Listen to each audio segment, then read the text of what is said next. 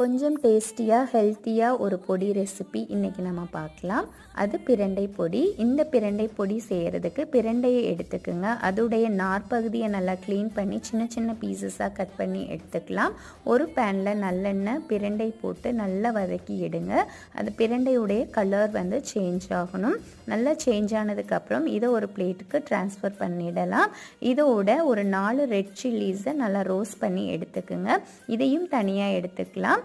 இது கூட 1 table spoon எள்ளு, 2 டேபிள் ஸ்பூன் கடலைப்பருப்பு இதையும் நல்லா ரோஸ்ட் பண்ணி தனியாக எடுத்துக்குங்க.